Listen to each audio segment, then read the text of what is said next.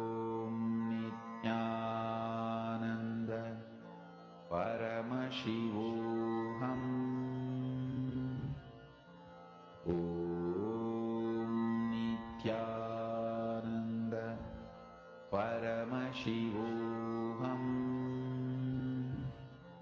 Om Nithyananda Paramashivoham. Om Nithyananda Paramashivoham. Om Nithyananda. And please relax. I request all the participants to share how many of you have manifested this successfully. How many of you were able to see and manifest this successfully? Paramashivoham. Om Nithyananda Paramashivoham. Om Nithyananda Paramashivoham. Om Nithyananda Paramashivoham. Now, understand the moment you start seeing, go on sharing whatever you are seeing. And whenever you do that, right, your inner space actually starts manifesting integrity. And you will see so many unnecessary doubts that comes in your inner space will just automatically melt away. Now we are going to be entering into a very beautiful session called the Sadashiva Tattva. Let us now listen to these revelations from Swamiji.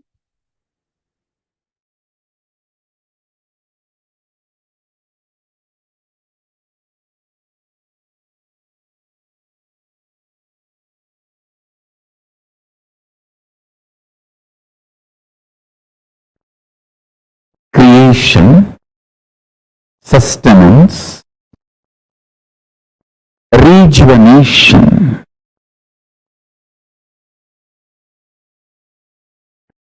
putting in delusion or pulling out of delusion, and liberation. All the five. Listen. Creation, maintenance,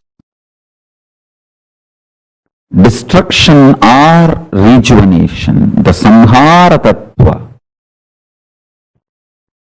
and putting into delusion or pulling out of delusion, Trobhava Tattva, and liberation. All these five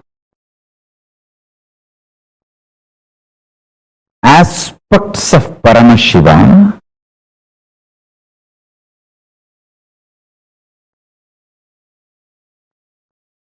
is centered on destruction or rejuvenation, Samhara Tattva. Listen.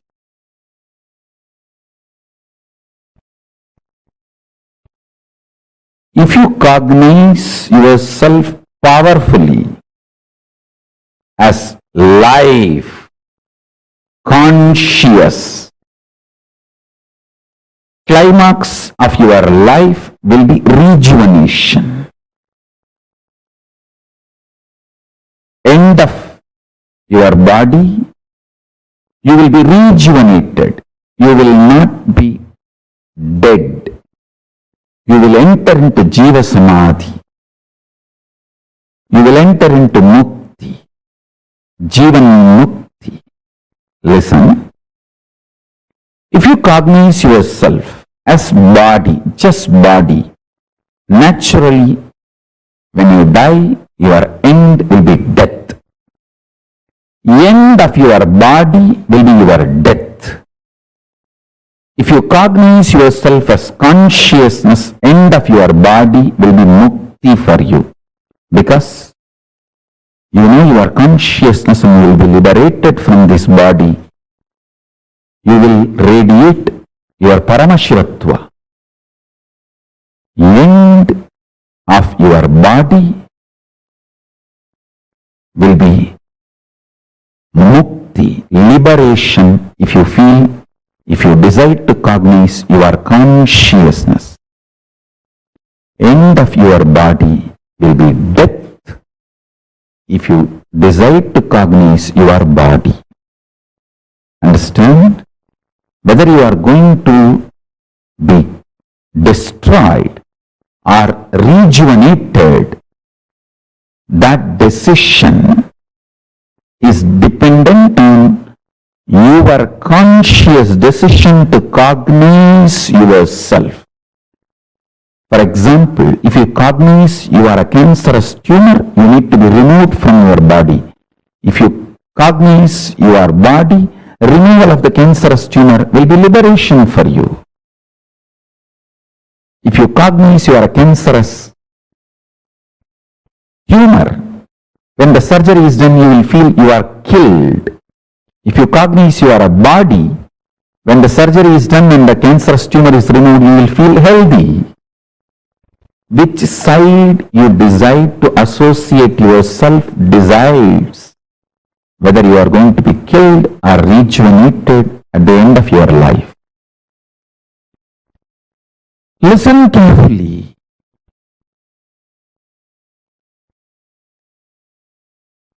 With this consciousness, consciously cognizing, if you start living intensely, if you decide to live with this conscious cognition and start deciding intensely,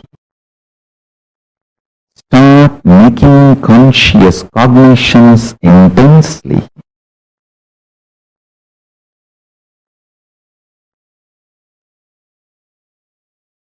every principle you realize will become liberation. It will manifest as powers.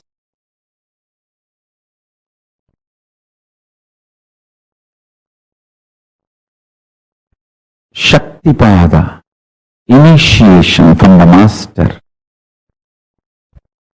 electrifies your body, Kundalini Shakti, your physics, and makes the alchemy in you and makes your biology alive to manifest powerful cognitions into powers.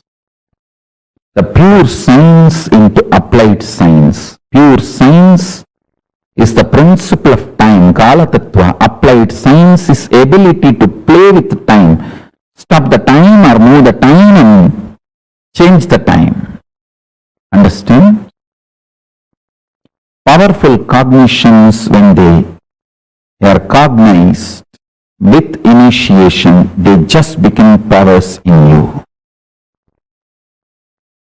I want all of you to internalize this one truth today. Then I will lead you step by step, step by step.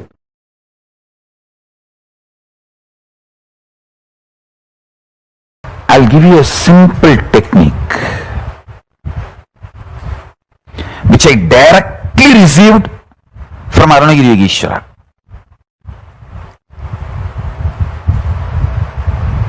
See, Arunagiri Yogeshwara is like literally my uncle, a very friendly, sweet uncle with whom you can tell everything. I'll tell all the gossip stories of Tiruvannamalai.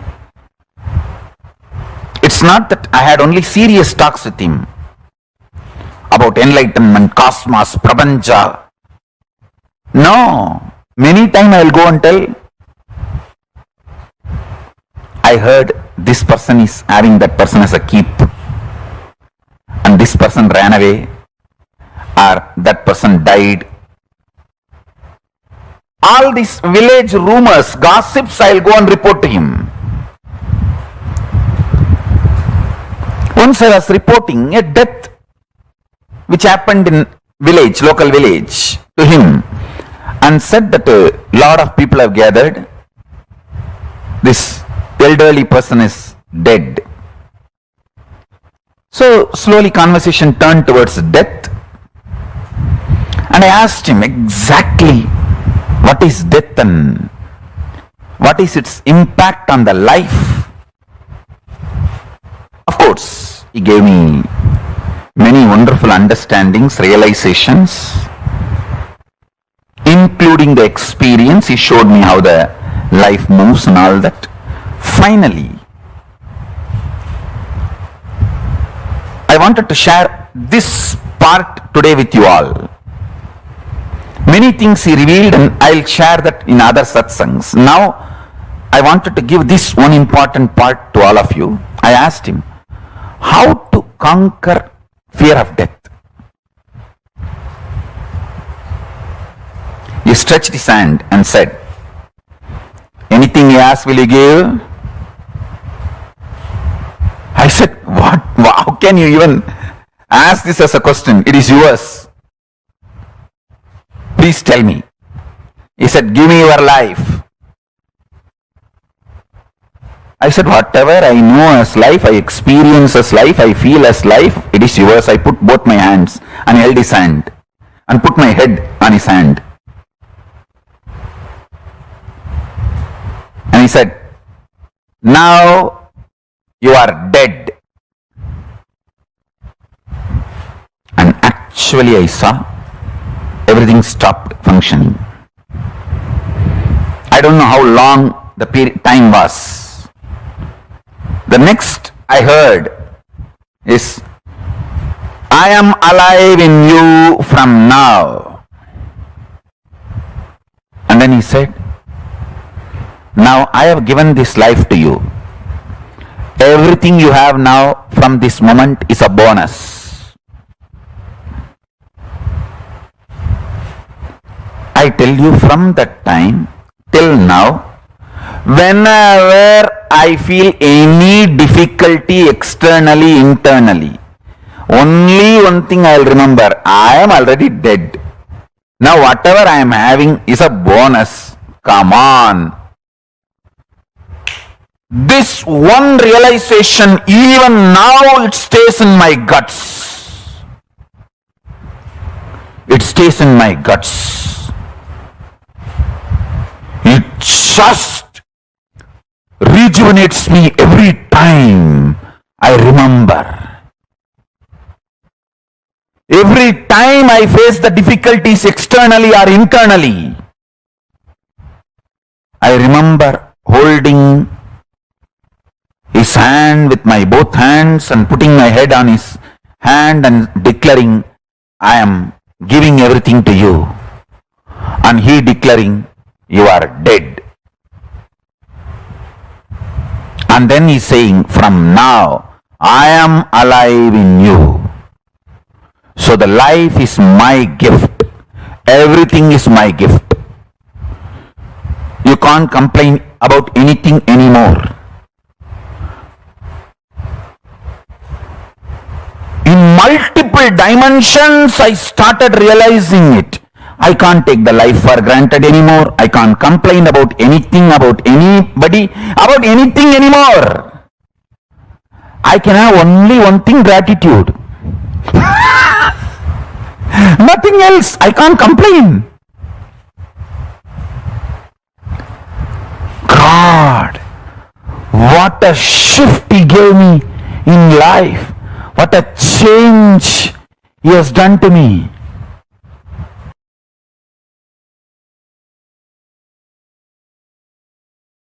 A girl will not even have courage to run and escape from a stray dog, but if the same girl is having her child with her, she will fight with the lion, tiger to save her child, because the responsibility is due to love. Love triggered responsibility is an ecstasy, joy, not load. When you know all your struggles, he is struggling, you will take responsibility supported by love. Intense love triggered responsibility is ecstasy. ecstasy. If you understand this example, you will understand what I am saying. A girl won't even have the courage to run and save herself from a stray dog, but she will have a guts to fight with a lion or tiger if she has her child need to be protected and defended, because it is love triggered responsibility.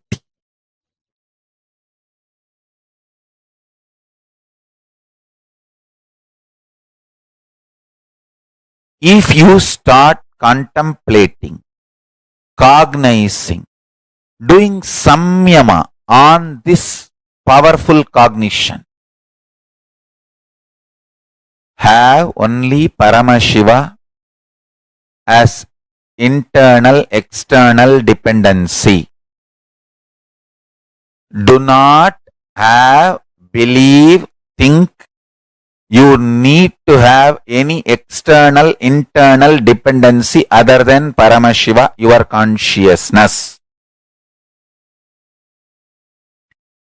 Any fear you have, greed you have, the false belief you have built, you need internal, external, other dependencies other than Paramashiva. Start pinning down those patterns, root patterns, and start the completion process. Start integrating yourself to Paramashiva. You will see miracles start happening. You will see power manifestation start happening. You will see exactly everything you need start happening. Once that happens, you will start convincing others. You will start enriching others. Your economic policies, relationship policies, everything will be integrated to your Paramashiva Tattva, consciousness, existence of Paramashiva.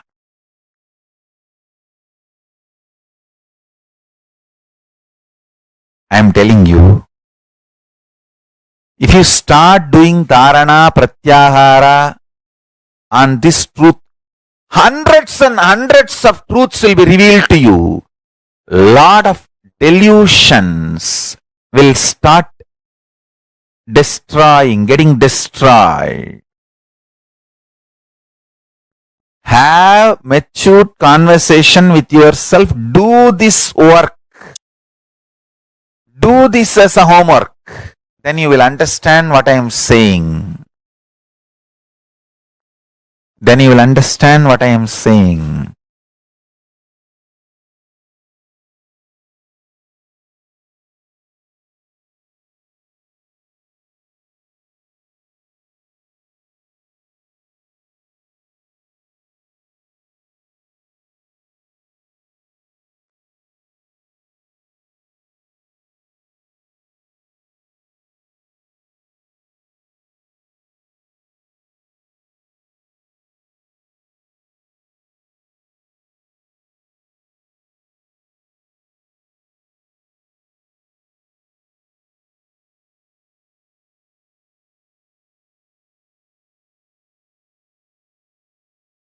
Listen to this sacred secret. Listen. Initially, when you put this idea into you, you will have too much of resistance, anger, guilt, fear, too many things coming out. And powerlessness. No, this is not for me. First of all, this may not be true. Second, no, this is, even if it is true, not for me. No, this may be true for the people who don't have to work for their food and paying the bills. No, maybe it is true for the people who are sitting in Kailasa and enjoying the happy, free life. All kinds of thought currents will come inside. Sit, have a little patience, listen. Listen to yourself and start penning down precisely what all resistance, anger, fear, guilt, powerlessness, what all is getting blurted out, vomited by your immature mind, listen, pen down. Do completion 2-3 times. Sit with mirror. Actually, I tell you, if you sit with mirror and chant Mahavagya and do completion, you will see me in the mirror. Then all your patterns are complete. Till you see me in the mirror, do completion with the mirror. Your form will disappear and my form will appear there. Till then, sit in front of mirror and do completion. Understand? This is the initiation I am giving to all of you. Sit in front of mirror. Pen down all these patterns and fears and everything.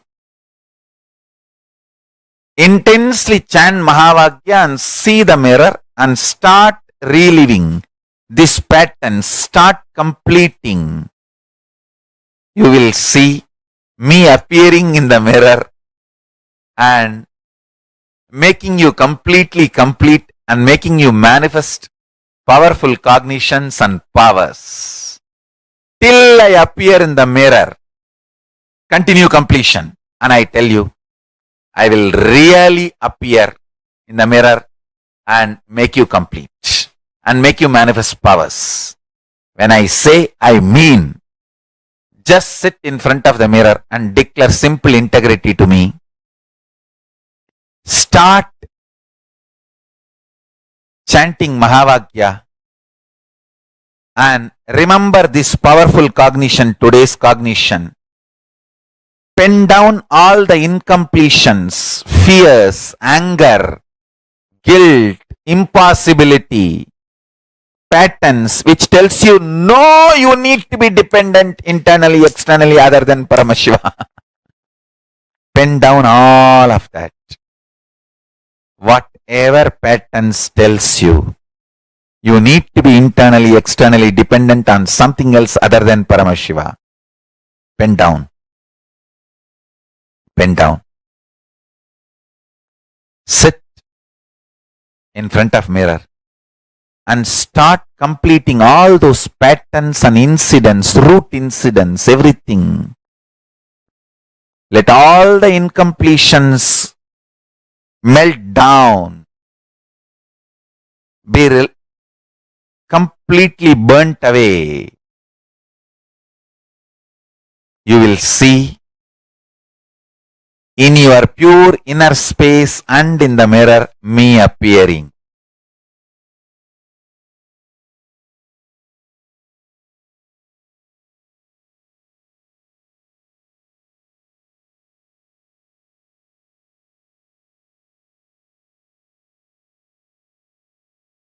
Paramashiva and Parashakti's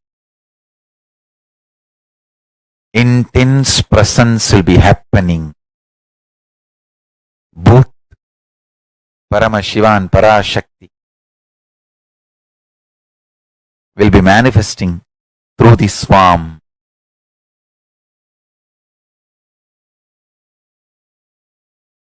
And blessing you, making you completely complete and making you manifest the powerful cognitions and the powers. I bless you all. Let's start this homework today.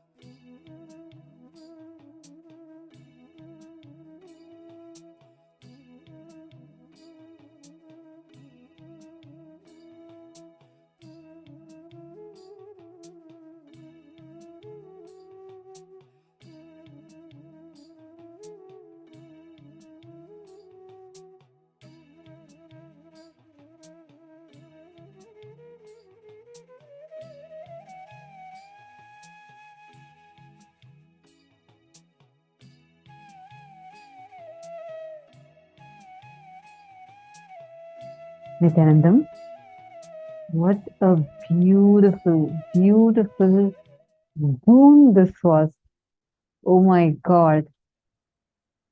Swamiji said that Swamiji is stretching his hand for all of us now. Understand? This literally, this is a gift that each of us are getting.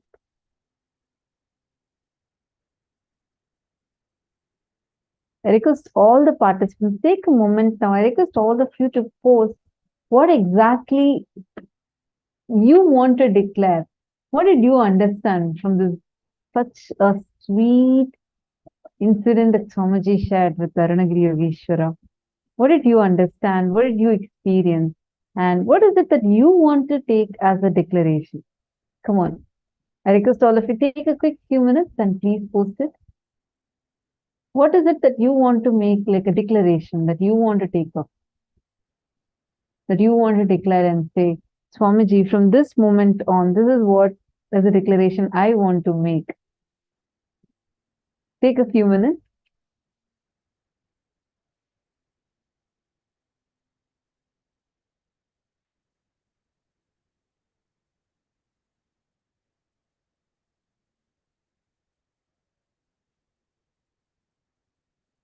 All of you can make that as a declaration now.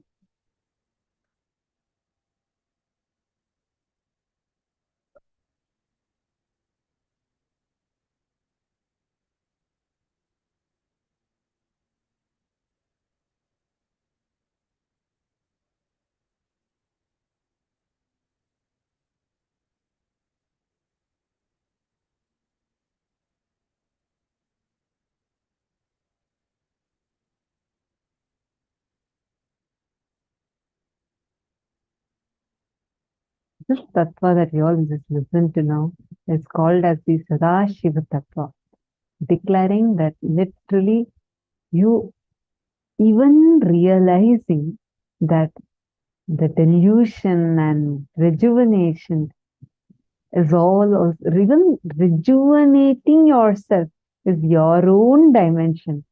What a boon, what a blessing. Taking the declaration, making the declaration that from this moment on, declaring that you are dead and only Paramashiva is alive in you, only Swamiji is alive in you. Wow. This is the Sadashiva Tattva. How many of you felt like literally you're getting teleported there to the experience that Swamiji was experienced with, what he was sharing about? See, today, the boon, the blessing that Swamiji has gifted to each one of us, just phenomenal, like incredible. Swamiji has Sadashiva Tattva is knowing even death is your own dimension. When you know destruction is one of your dimensions, it becomes rejuvenation. When you know, you put yourself in delusion, you get out of delusion. Start making this conscious cognition intensely. Every principle you realize will become a liberation for you. Just understanding that, see, as long as we think someone else is the reason for our suffering, we go on being in the suffering more and more and more. The moment you realize even death is your own dimension. Can I request all of you to post your understanding? What did you understand as death being your own dimension? Becomes rejuvenation. When you understand that death is also your own dimension, it will become rejuvenation. This is what Swamiji said, right? Can each of you please post what did you understand just by this one statement? And give me an example of how you are able to map this cognition to your life. Come on. Wegzu, Makarmen, Alihu, Zijiang, Magaixiali. Take a few minutes and please type.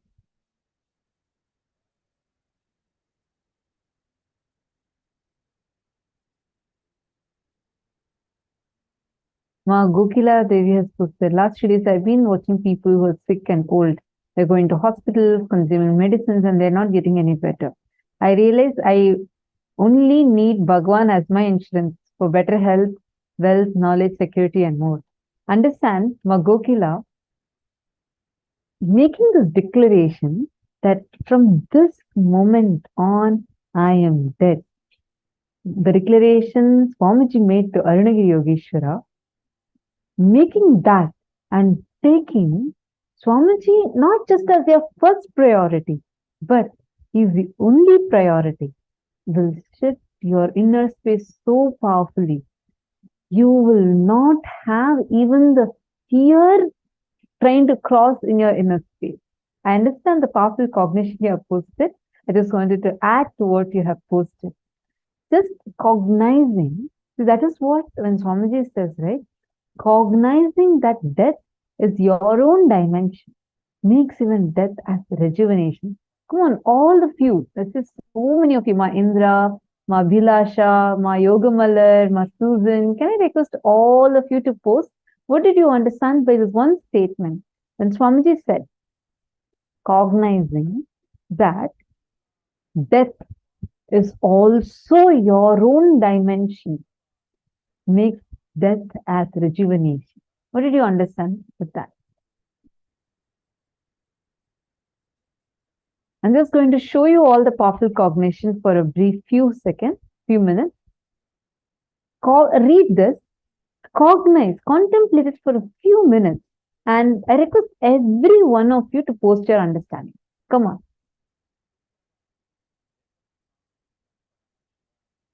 Read it. You can see, even the people who have already posted, you can add to it.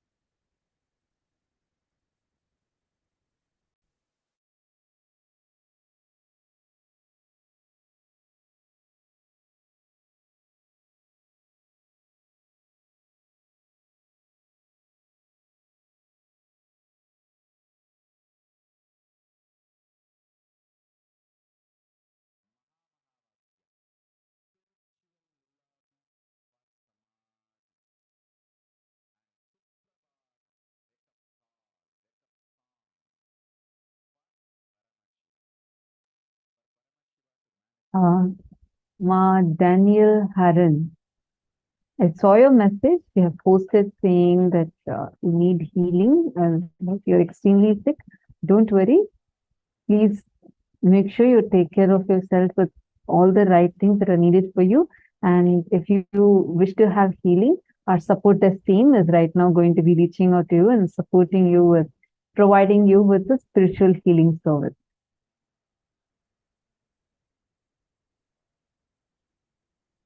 Don't worry. And Swamiji is there. Swamiji will take care. Okay. All right. I see many of you who have posted the cognition.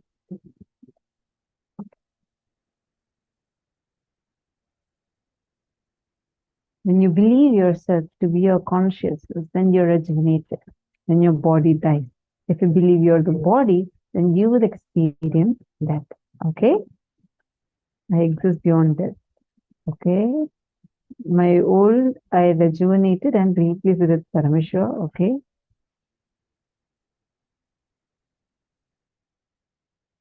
Magokila. I don't understand the last line. When you're in delusion, you get out of delusion. No. When you understand that you put yourself in delusion, immediately you get out of delusion. See, listen carefully. First, cognizing that death is your own dimension means you realizing that even the death happening to you is not death.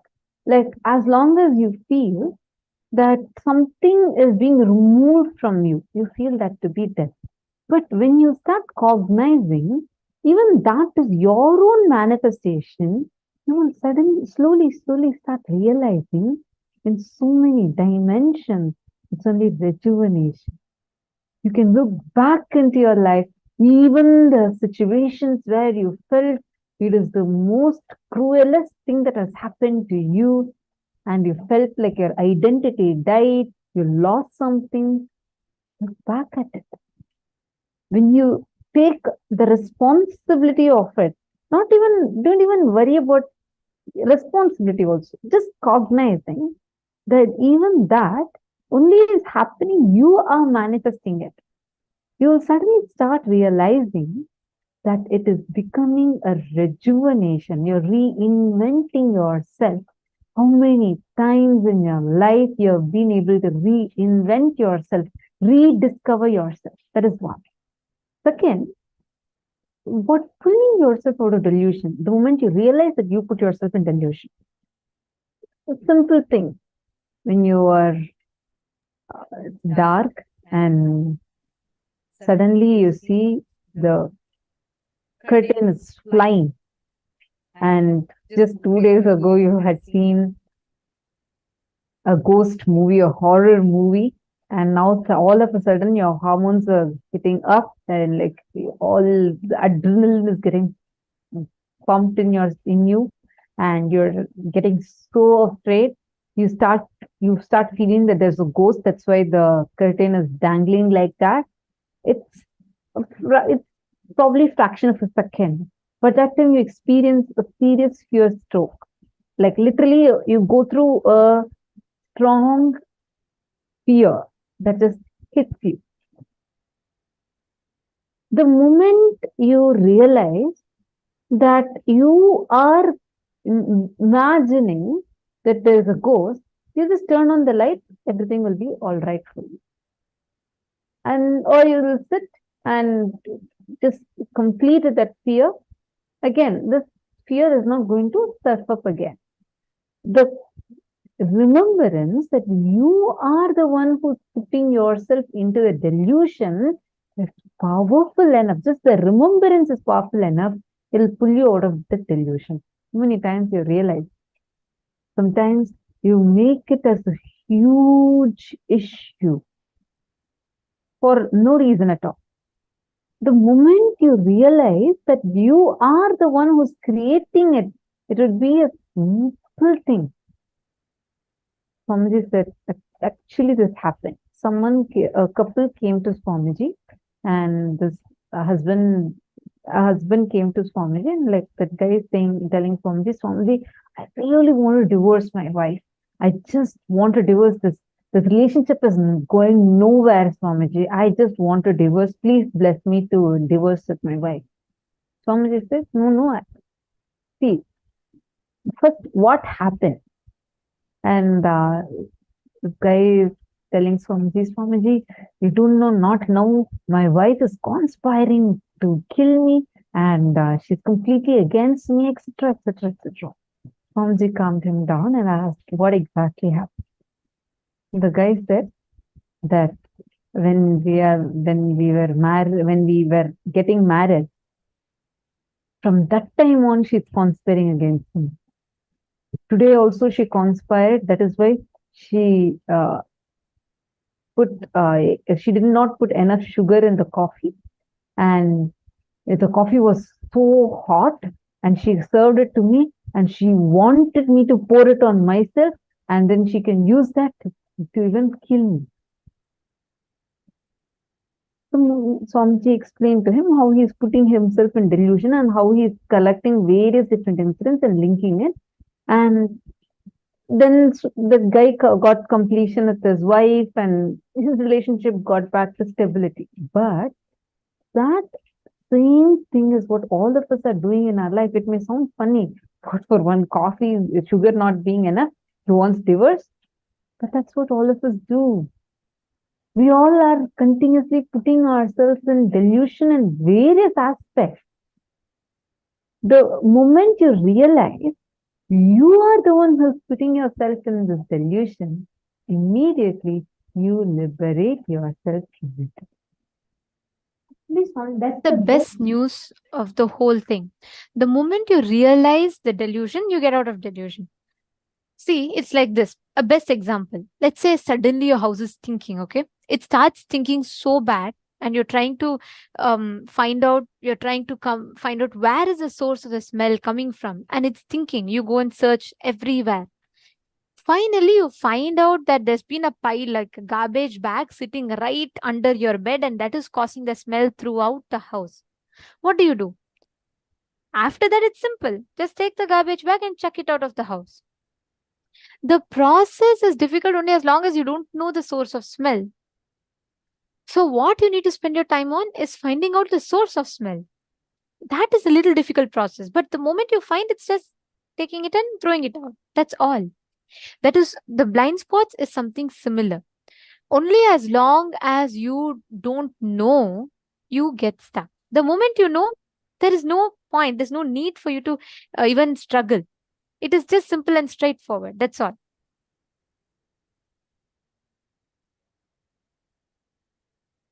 So the moment you understand, the moment you just cognize what is the blind spot you are stuck in, you will just realize, you will just be able to free yourself from this whole cycle that you're stuck with. Understanding? The moment you cognize what is a blind spot, you caught the thread. After that, it's just simple. It's just matter of you liberating yourself. You just need to know, okay, next time if my blind spot is that I get triggered when a person tells this, come on, next time I will be aware, I will not fall into that delusion. That is all is the rahasya. That is all is a thing. When you realize every moment of your life is His grace, that's all you need to do. Swamiji said, right? The moment you realize your whole life is a lease Paramashiva has given you, you have no rights to be incomplete after that. That's all is the game of life. The moment you feel even living birth, Swamiji said, birth itself is not here, right? What are you talking about, birth, right? That's all it is. The moment we think we understand the larger context of life, we will stop exaggerating so much on our problems. So then you win the game of life. So beautifully, Swamiji explains this whole thing. Now, there's a very powerful meditation exercise. Just sit in front of the mirror, okay?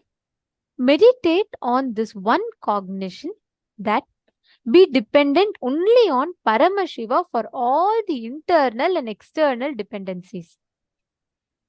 Internal or external, all of that only depend on Paramashiva. Fear, greed, everything, any other belief or incompletion you carry, anything you have, just drop that. Look at your life, just look at yourself and realign all your patterns to just aligning to Paramashiva. Take a few minutes. I request every one of you to sit in front of the mirror and intensely just look at the mirror and manifest you are Paramashiva. The space, the state that you are Paramashiva. Everything only depends on Paramashiva and nothing else. Take a few minutes.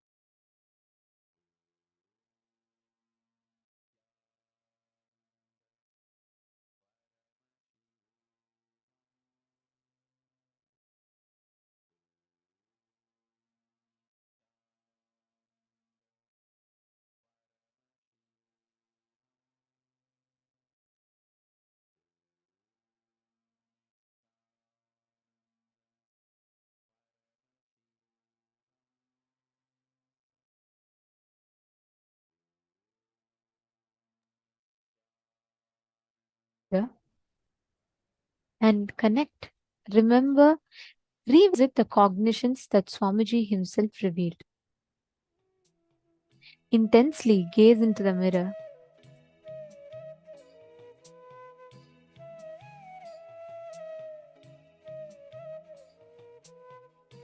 Revisit with understanding that you are Paramashiva.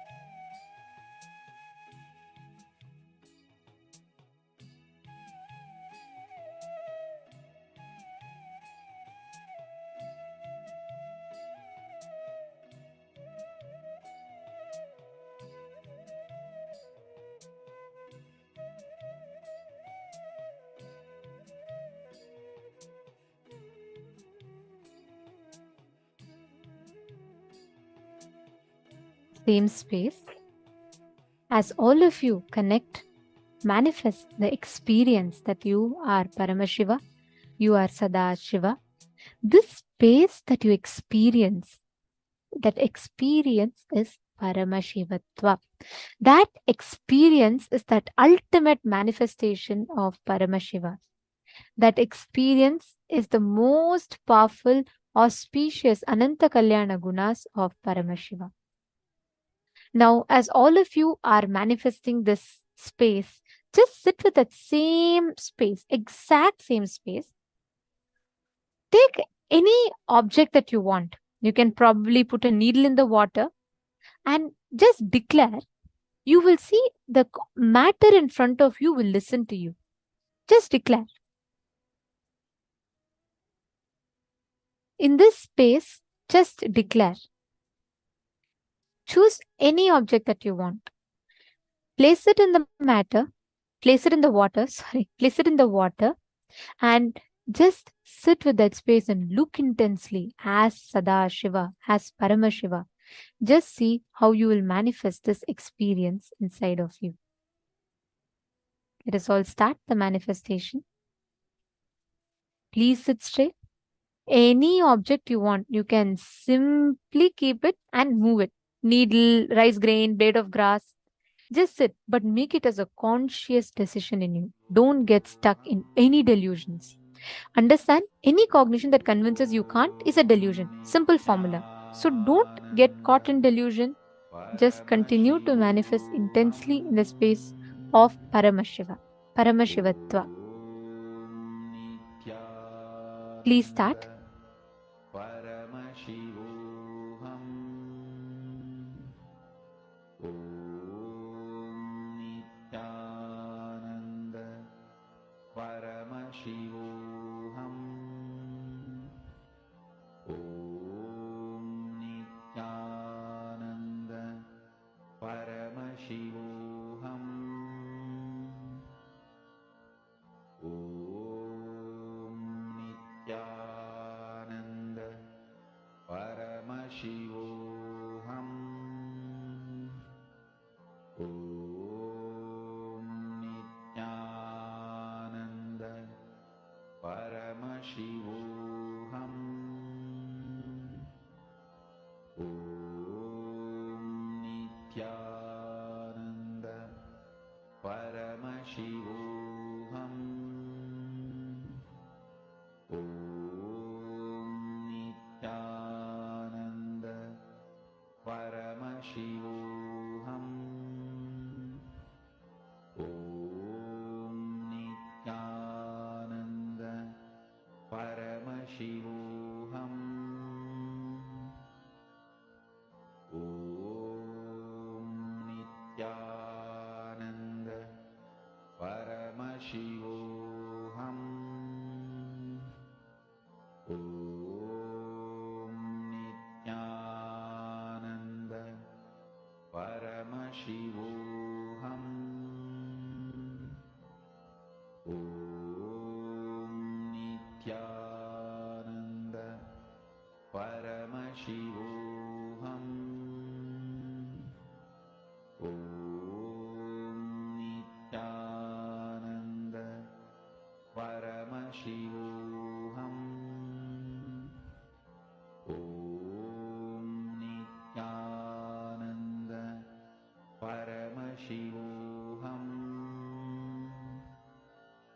Om Nithyananda Paramashivoham Om Nithyananda Paramashivoham Om Nithyananda Paramashivoham Om Nithyananda Paramashivoham Om Nithyananda Paramashivoham Om